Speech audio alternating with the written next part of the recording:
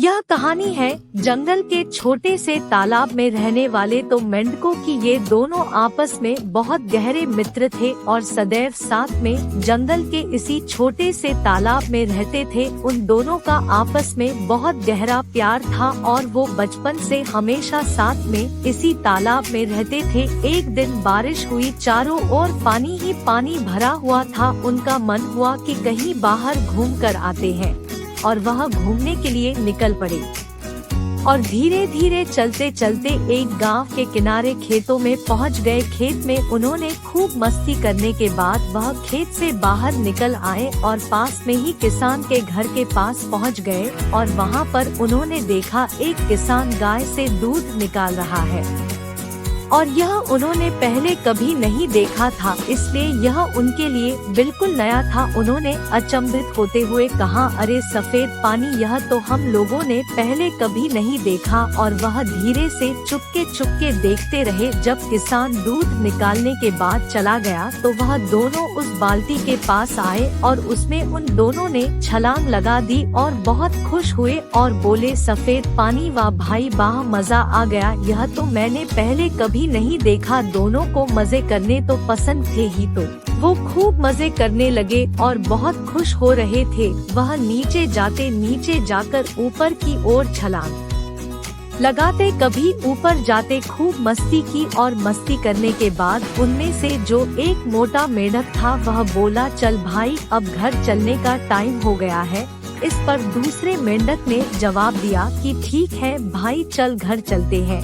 इसके बाद दोनों वहां से निकलने की कोशिश करने लगे। वह कभी बीच में जाकर छलांग लगाते, कभी बाल्टी की दीवारों पर चढ़कर बाहर निकलने की कोशिश करते, लेकिन बाल्टी की दीवारों पर दूध की चिकनाई की वजह से इतनी फिसलन थी कि उनकी हर कोशिश नाकाम होती जा रही थी और वह बाहर नहीं निकल पा रहे थे। कभी बीच में जाकर छलांग लगाने की कोशिश करते, कभी इधर से कोशिश करते, कभी उधर से कोशिश करते, लेकिन हर कोशिश नाकाम होती जा रही थी। काफी देर कोशिश करने के बाद जब वो बाहर नहीं निकल पाए तो मोटे वाले मेंढक ने कहा, लगता है मेरी जान चली जाएगी, घर नहीं जा पाऊंगा। इस पर उसके मित्र ने कहा, हिम्मत रखो और कोशिश करते रहो, हम जरूर घर पहुँचेंगे और यहाँ से निकल लेंगे। लेकिन मोटे वाले मेंढक की हिम्मत पस्त होती जा रही थी और वह बहुत थक चुका था। अब उसके हाथ पैर नहीं काम कर रहे थे और देखते ही देखते उसकी सांसें रुकने लगती है और वह डूबने लगता है और कुछ ही देर में उसकी सांसें थम जाती है।